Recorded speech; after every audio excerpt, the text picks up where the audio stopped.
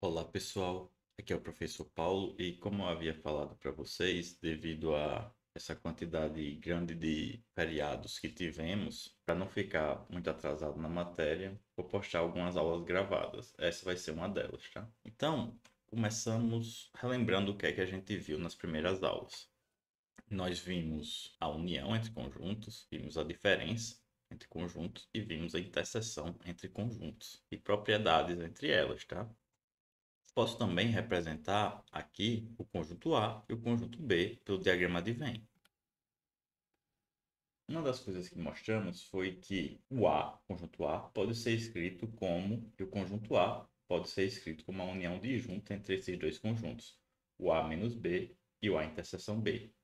O que é que significa a união disjunta? Significa que o A é a união desses dois conjuntos e, além disso, que esses dois conjuntos eles são disjuntos, ou seja, que a interseção entre esse cara e esse cara aqui é vazia. Então, se trocarmos a letra A por uma outra letra X e o B pelo Y, a gente fica com isso. Ou seja, o conjunto X sempre pode ser escrito como uma união disjunta entre x menos y e x interseção y, certo? Desta maneira, a gente pode tirar algumas propriedades daqui. Por exemplo, fazendo o x igual a b e o y igual a a gente chega aqui. O B pode ser escrito como uma união disjunta do B menos A com B interseção A. Então, como é que ficaria isso pelo diagrama de Venn? Ficaria isso aqui. O conjunto A é a união disjunta do A menos B com A interseção B, e o conjunto B é a união disjunta do B menos A com o A interseção B. Agora, se eu pego novamente o que eu tinha, o x, e faço x sendo igual a união B e o y sendo igual a B, como é que eu fico? Onde tem x eu boto A união B, onde tem B, onde tem Y eu boto B.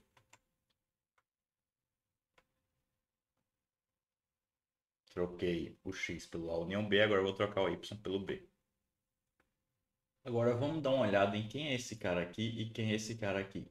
A primeira coisa que eu posso notar é que esse cara aqui, na verdade, é o A menos B, e que esse cara aqui, na verdade, é o B. Por quê, professor? Não estou conseguindo enxergar isso. Não tem problema. Um dos exercícios que eu havia passado nas primeiras aulas era mostrar que, dado dois conjuntos x e y, quando eu faço x menos y, é a mesma coisa de eu fazer o x interseção y complementar, certo? Então vamos utilizar isso aqui para mostrar que esse conjunto, na verdade, é o A menos B. Então, pego o conjunto, agora aplico o que eu tenho aqui em cima. Então isso aqui vai ficar igual a A união B, interseção B complementar. De tal maneira que agora eu posso utilizar a distributividade, já que aqui eu tenho uma união e aqui eu tenho uma interseção. Então, eu posso fazer o que vocês chamam de chuveirinho, né? Que vai ficar esse cara aqui, o A, interseção B complementar, unido com B, interseção B complementar. Tranquilo até aqui? Desta maneira, eu posso olhar isso aqui, A interseção B complementar.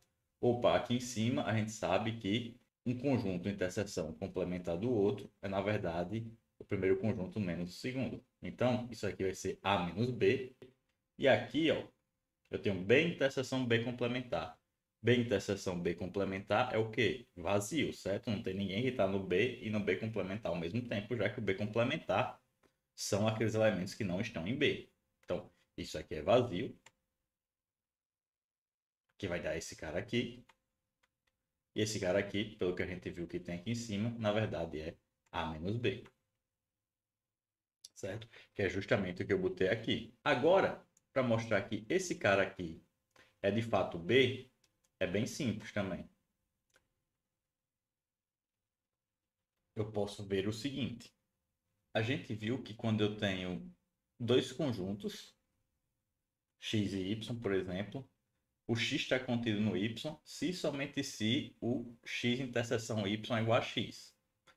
Então, como é que isso aqui vai me ajudar a resolver isso aqui? Eu sei que o B está contido em B união qualquer coisa, inclusive no B união A. Então, como o B está contido aqui, A interseção entre esses dois caras aqui vão ser quem? Utilizando isso aqui, ó. No caso aqui, o x é B e o y é a união B. Vai ser B. Ok?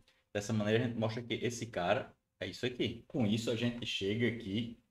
O A união B pode ser escrito como a união de A menos B com B.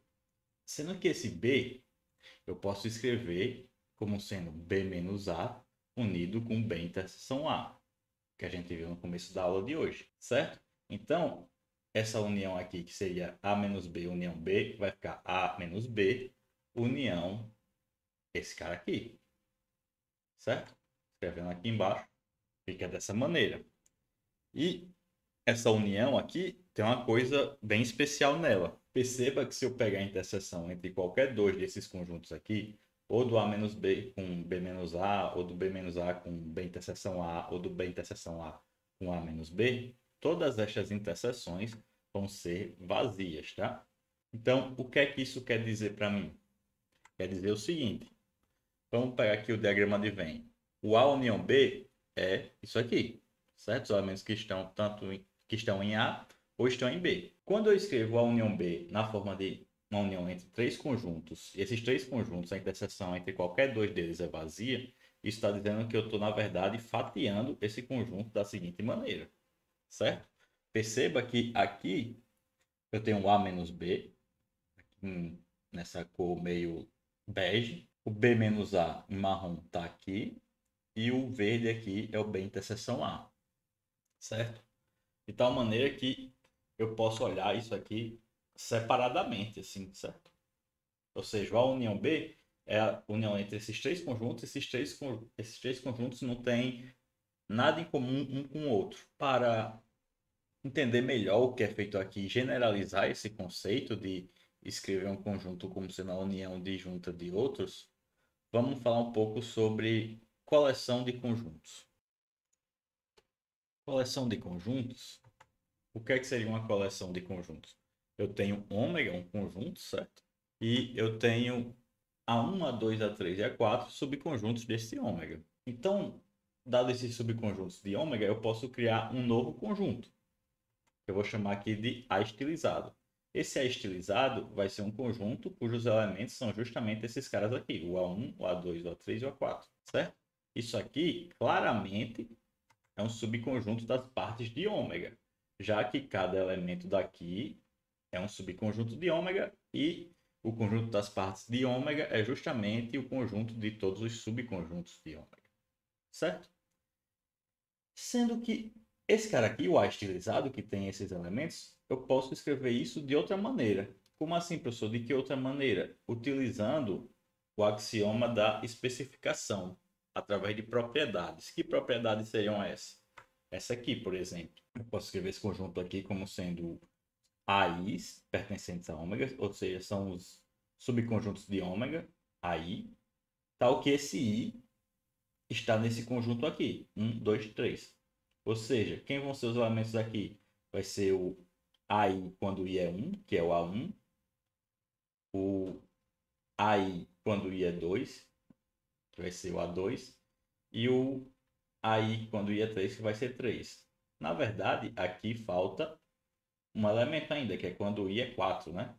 Então vamos pôr aqui esse igual a 4.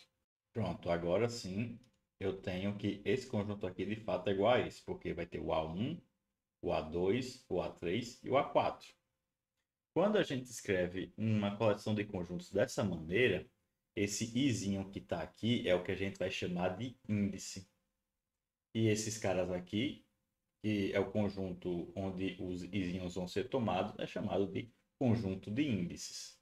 Dessa maneira, a gente vai dizer que uma coleção de conjuntos de ômega, uma coleção de subconjuntos de ômega, é um A estilizado aqui, é um conjunto de conjuntos, tá? E a gente pode escrever dessa maneira. Por que eu botei esse I maiúsculo aqui? Porque pode ser um conjunto aqui do tamanho que eu precise. Por exemplo, naquele caso ali, esse I era 1, 2, 3, 4. Mas pode ser que eu queira um conjunto infinito ou qualquer coisa. Então, esse I é só para representar que é um tamanho do conjunto que você precisa, certo? Desta maneira, a gente pode agora dizer o que é a união de uma coleção de conjuntos e o que é a interseção de uma coleção de conjuntos. A união de uma coleção de conjuntos vai ser um conjunto formado por todos os elementos que estão em algum dos conjuntos aqui, que são elementos do A estilizado, certo? Que é o que tem escrito aqui. E a interseção do A estilizado vão ser aqueles elementos que estão em todos os conjuntos que são elementos do A estilizado, certo? Então perceba que aqui, para estar na união, basta estar em algum dos conjuntos que está dentro do A estilizado, e aqui, para estar na interseção, ele precisa pertencer a todos os conjuntos que estão aqui no A estilizado. Basicamente, quando eu utilizo essa notação aqui, no caso anterior, como o meu A estilizado é A1, A2, A3, A4, a união A estilizado seria nada mais, nada menos do que A1, união A2, união A3, união A4. E a interseção do A estilizado seria A1, interseção A2, interseção A3, interseção A4. Ok? Com isso, a gente pode chegar a uma nova definição, que é a seguinte. A gente vai dizer que uma coleção de conjuntos A estilizado é 2 a 2 disjunto, certo? Os conjuntos aqui dentro do A estilizado são 2 a 2 disjuntos, se a interseção de quaisquer dois conjuntos diferentes da coleção for vazia. Isto é, A interseção B é vazio para qualquer A na coleção A estilizado e B também na coleção A estilizado, certo? Desde que o A seja diferente do B. Então, o que é que isso quer dizer? Quer dizer que a interseção entre qualquer dois, naquele caso que a gente viu, a gente tinha três conjuntos e viu que a interseção entre qualquer dois daqueles era vazia. Então, naquele caso, aqueles três conjuntos vão ser 2 a 2 disjuntos, certo? Outra definição é a de partição, que a gente vai dizer que uma coleção A estilizado de conjuntos não vazios forma uma partição de um conjunto B, se essa coleção A estilizado for disjunta 2 a 2, que é o que a gente acabou de ver aqui em cima, e além disso, a união A estilizado, certo? Ou seja, a união de todos os elementos de A estilizado dá o B. Um exemplo de partição pode ser essa daqui. Eu tenho um conjunto B formado por esses elementos, tá? A, B, C, copas, paus e carinha de feliz. E eu posso, por exemplo, particionar isso aqui em três conjuntos. Que podem ser, por exemplo, esses daqui. Certo? De fato, esses três conjuntos aqui vão formar uma partição desse B. Por quê? Porque quem é que seria a união dos três conjuntos aqui? A união desses três conjuntos aqui vai dar justamente o que eu tenho aqui em B, certo? Quando eu pego os elementos daqui, coloco com os elementos daqui e os daqui, dá o B. E além disso, a interseção entre qualquer dois desses conjuntos aqui é vazia. Esse não tem nada em comum com esse não tem nada em comum com esse, e esse daqui não tem nada em comum com esse daqui, ok? Notemos que uma coleção de conjuntos ter seus conjuntos disjuntos 2 a 2 é bem mais forte do que apenas a interseção entre eles ser vazia. De fato, em toda coleção de conjuntos disjuntos 2 a 2, temos que a interseção da coleção é vazia. E o contrário é verdadeiro? Será que se a interseção da coleção é vazia, então os conjuntos são disjuntos 2 a 2? Se vocês quiserem, vocês podem pausar o vídeo agora e tentar mostrar esse fato aqui, que se eu tenho uma coleção que é disjunta 2 a 2, então a interseção da coleção vai ser vazia. E mostrar que o contrário não é verdadeiro, tá? Que se eu pegar uma coleção com a interseção vazia, não significa que os conjuntos sejam 2 a 2 disjuntos. Então, utilizando a notação que acabamos de ver, as definições que acabamos de ver, a gente está dizendo aqui, na verdade, que o A menos B, o B menos A e o B interseção A vai formar uma partição do A união B, ok? Quando começarmos a ver os métodos de contagem, medida de contagem, a gente vai ver o porquê que isso é extremamente importante. Mas eu acho que já deve ficar um pouco claro isso, né? Então, aqui eu tenho o diagrama de Venn de A menos B, aqui o de B menos A. Quando eu uno esses dois caras aqui, eu tenho A menos B união B menos A. Dá isso aqui como diagrama de Venn. E esse cara aqui, a gente vai chamar de uma nova operação. Que essa operação se chama diferença simétrica. E a gente bota um A triângulo B, certo? Perceba que essa operação aqui, A menos B união B menos A, também pode ser vista como sendo A união B, que daria todo mundo aqui, inclusive o que tem aqui no meio, e do A menos B eu vou e faço menos A interseção B. Então eu tiro o A interseção B do A união B, que vai dar exatamente isso aqui da mesma maneira. A diferença simétrica é interessante logicamente. Por exemplo, a gente viu que a união representa uma espécie de ou, a interseção de i. O que é que a diferença simétrica representaria? Representaria um ou exclusivo. Como assim? O que é o ou normal? O ou normal significa que está em A ou está em B. Pode estar nos dois ao mesmo tempo, no ou normal. Mas o ou exclusivo diz justamente o seguinte: ele está em A ou em B, mas não pode estar nos dois ao mesmo tempo. Ok? As propriedades da diferença simétrica que vão ser úteis vão ser as seguintes. A primeira aqui é o que a gente chama de associatividade, certo? Então, assim como a união e a interseção, a diferença simétrica ela é associativa. Eu posso botar o parênteses aqui e fazer primeiro A diferença simétrica B ou fazer primeiro B diferença simétrica C. Ela é comutativa. Eu posso trocar a ordem aqui do B com A, que dá a mesma coisa. Como é que eu mostro que ela é comutativa? Simples. Quem é a diferença simétrica B? Vamos utilizar essa definição aqui de baixo. É isso aqui, ó. A união B menos a interseção B. Agora, eu já sei que a união e que a interseção elas são comutativas. Então, na união e na interseção, eu posso trocar o A pelo B. Aqui eu tenho a união, aqui eu tenho a interseção. Então, eu posso trocar aqui dentro que não altera nada e eu posso trocar aqui dentro que não altera nada. Pronto. Sendo que agora isso aqui é justamente, olhando para cá, a diferença simétrica de B com A, certo? Quando eu boto em vez de A, B e em vez de B, A, vai trocar um tem A por B aqui e vai ficar justamente com isso aqui, ok? Outra coisa interessante é a existência de um elemento neutro da diferença simétrica. O que é um elemento neutro? É um cara que eu boto aqui que um conjunto operado com ele vai dar o próprio conjunto. Nesse caso da diferença simétrica é A diferença simétrica alguma coisa vai dar sempre A. Para números reais, nós temos uma coisa parecida, certo? Por exemplo, na soma de números reais, a gente sabe que 2 mais 0 é 2, 5 mais 0 é 5. Qualquer número real A somado com 0 dá o próprio A.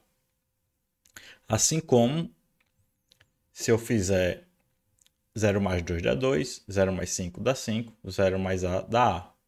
Quando isso aqui acontece, ou seja, qualquer número real somado com algum número aqui dá ele próprio, e acontece do outro lado também, a gente diz que esse cara aqui, no caso 0, é o elemento neutro para a soma de números reais. Na multiplicação, a gente também tem um elemento neutro, que seria o 1, certo? 2 vezes 1 dá 2, 5 vezes 1 dá 5, A vezes 1 dá A, e assim por diante, certo? Dessa maneira, a gente vai dizer que o 1 é o elemento neutro da multiplicação de números reais. A diferença simétrica alguma coisa vai dar sempre A. Que coisa é essa? Vazio, certo? Ou seja, A diferença simétrica vazio sempre dá o conjunto A, independente de quem seja o conjunto A. E como é que eu mostro isso? Basta eu olhar a definição dessa maneira aqui novamente, certo? Em vez do B, eu vou pôr vazio. Então vai ficar com o quê? A união vazio menos a interseção vazio. A união vazio dá a interseção vazio, dá vazio. Não tem nenhum elemento comum entre A e vazio, já que o vazio não tem elementos. Então, A menos vazio, vou pegar os elementos de A e vou tirar todos os elementos que estão em vazio, não vou tirar ninguém, né? Vai estar, de fato, A. Ok? E, por fim, a gente tem um inverso. O que é um inverso? Um inverso é um... Se eu tenho uma operação aqui, A diferença simétrica B, e eu tenho um elemento neutro que a gente já viu que é o vazio. Será que para todo conjunto A eu consigo um outro conjunto B, tal que A diferença simétrica B vai dar vazio? Para diferença simétrica, isso é verdadeiro. E quem é que vai ser esse conjunto? É o próprio A, certo? Então aqui, A, diferença simétrica A dá vazio. Como é que a gente vê isso? Eu posso olhar a diferença simétrica dessa primeira maneira aqui, ó. Então, onde tem B, eu vou pôr A também, certo? Vou ficar com isso aqui. A menos A unido com A menos A. A menos A dá vazio. Fico com um vazio unido com vazio, que dá vazio. Ok? Como a diferença simétrica representa o exclusivo, fique atento ao diagrama de Venn da diferença simétrica entre três conjuntos. Isso aqui não vai ser apenas o que tem A ou o que tem B apenas e o que tem C apenas. Vai ter também a união dos três, certo? Então fica como uma atividade para casa ver o porquê que, de fato, a diferença simétrica entre três conjuntos vai ter esse diagrama de Venn. Uma outra coisa que pode ajudar a visualizar essas partições desse tipo aqui é utilizar o diagrama de Venn, mas é importante fazer isso corretamente. Vamos dar uma olhada em como é que a gente pode fazer isso. Então, nesse caso aqui, a gente já sabe que a gente pode escrever a união B dessa maneira aqui, de tal maneira que esses três conjuntos são 2 a 2 disjuntos. Então, vejamos aqui que, na verdade, a gente pode fazer uma tabela da seguinte maneira. Eu tenho dois conjuntos aqui, A e B, e aqui eu vou botar pertence ou não pertence. E cada linha dessa tabela vai corresponder a uma região aqui. Por exemplo, não pertence a A e não pertence a B. Seria essa região aqui em roxo, que não está nem em A nem em B. Já essa segunda seria não pertence a A e pertence a B, o que quer dizer que ele está aqui no B menos A. Já a terceira, ele está em A e não está em B, então seria A menos B, e está nos dois, está na interseção. Ou seja, quando eu vario aqui o pertence e não pertence para todos os casos possíveis, eu obtenho todas as regiões aqui pintadas. Perceba então que para o diagrama de Venn ser correto, eu preciso que ele represente todas as interseções possíveis, certo? Nesse caso aqui, essa união aqui desses três conjuntos, são esses três conjuntos aqui pintados. O roxo é o que não está em A união B, certo? E quando você olha assim, ó, cada linha dessa tabela, com pertence e não pertence, corresponde a uma área aqui no diagrama, certo? Então, como é que seria para três conjuntos? Eu quero botar um novo conjunto C, certo? E o que é que eu preciso? Eu preciso botar para cada um desses, no caso do C pertencer a eles, e também preciso o caso do C não pertencer a eles, certo? Então, basicamente, o que eu vou fazer é o seguinte. Primeiro, eu vou botar pertence para todo mundo aqui. Depois, eu repito essa tabela aqui do AB aqui embaixo e boto que o C não pertence, dobrando assim a quantidade de linhas da tabela. Então, aqui é o caso do C pertencer e aqui quando o C não pertence, certo? Perceba que essa parte aqui de cima é igual a essa parte aqui de baixo. A única diferença é que aqui eu tenho que o C pertence e que o C não pertence, certo? Dessa maneira, eu tenho 8 espaços aqui, certo? Na minha tabela. Então, para o diagrama de Venn estar correto, eu devo ter 8 lugares também.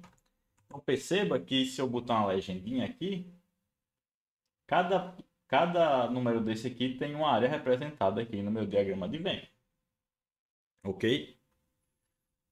Então, isso aqui quer dizer que eu posso escrever o A união B união C da seguinte maneira. Primeiro, eu vou pegar esse cara aqui, que seria C menos A menos B. Depois eu uno com C interseção B menos A. Depois eu uno com A interseção C menos B. E assim por diante. Eu vou unindo todos os caras aqui que tem, certo? Esses 7 vão ser justamente a união disjunta que vai representar o A, união B, união C, certo? Então, para o de quatro conjuntos, a gente poderia fazer a tabela da mesma maneira, né? Agora botando um D também. Primeiro eu vou botar o D pertence para todo mundo. Em seguida eu vou repetir essa tabela aqui embaixo e botar que o D não pertence. Ficando com algo desse tipo aqui. Se antes eu tinha 8 espaços, agora eu tenho 16 espaços. Então, no meu diagrama de Venn, eu preciso ter esses 16 espaços representados. Um erro bastante comum é tentar desenhar o diagrama de Venn de 4 conjuntos com algo desse tipo aqui. Tá? Botar a legenda, certo? E aqui o de 3, aí o pessoal fala, então o de 4 deve ser assim. Porém, isso aqui não representa o diagrama de Venn de 4 conjuntos. Se você contar aqui, não vai ter todos os espaços disponíveis. E, além disso, você pode olhar, por exemplo, esse conjunto aqui azul não tem a interseção dele com esse conjunto aqui meio bege, certo? A interseção só do azul com bege não está representada aqui. Toda vez que o azul intersecta com bege, ele está aqui junto com esses aqui, certo?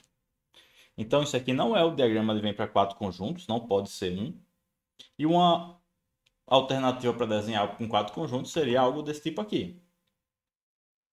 Certo? Agora sim, esse conjunto D, ele tem um lugar onde ele está sozinho, um lugar onde ele pertence a D e a B, a D e a D e a C e assim por diante. E aqui sim eu vou ter todos os lugares possíveis aqui, certo? Todos os 16 espaços representados. Professor, mas ficou muito estranho isso aí. Ficou um pouco estranho, mas o interessante dessa construção é que você pode utilizar ela para construir o diagrama de Venn para vários conjuntos. Para 5, você vai fazer uma coisa parecida. O que é que precisa um diagrama de Venn? Preciso ter um novo conjunto que tem um ponto fora, um ponto em cada um desses caras aqui, né? Então, se eu for botar um conjunto E, um quinto conjunto, eu posso fazer o seguinte. Primeiro, eu vou desenhar uma linha dentro e outra fora do D. Como assim? Assim, ó. Aqui é a linha fora e aqui é a linha dentro. Em seguida, eu vou pegar qualquer um aqui dos pontos de interseção aqui e vou fazer o seguinte. Vou pegar aqui e cortar. Se isso aqui fosse dois barbantes, eu cortaria aqui e aqui. E essa parte aqui colaria com essa daqui e essa daqui colaria com essa daqui. Ficando com algo desse tipo aqui. Dessa maneira, esse conjunto E aqui seria um diagrama de Venn para 5 conjuntos, A, B, C, D e E, certo? Porque esse E aqui vai ter essas propriedades que nós queremos, vai ter uma interseção com cada uma das coisas anteriores, certo? Nesse caso aqui, a gente teria 32 espaços disponíveis aí, que representa cada uma dessas. Perceba que para 5 conjuntos, o diagrama de Venn já fica meio difícil de desenhar e fica meio não prático de utilizá-los. Então, você pode, por exemplo, utilizar uma tabela tipo essa daqui que a gente utilizou para 4 conjuntos, pode utilizar para 5 conjuntos, sendo que ficaria o dobro dessa daqui, né? Ficaria 32 coisinhas desse tipo aqui. Uma saída também pode ser, em vez de botar pertence e não pertence, você pode botar 1 para pertence e 0 para não pertence, alguma coisa desse tipo, e transformar em números binários, que ficaria mais fácil de organizar. Mas isso fica para uma próxima vez. Vejamos agora um pouco sobre par ordenado e produto cartesiano.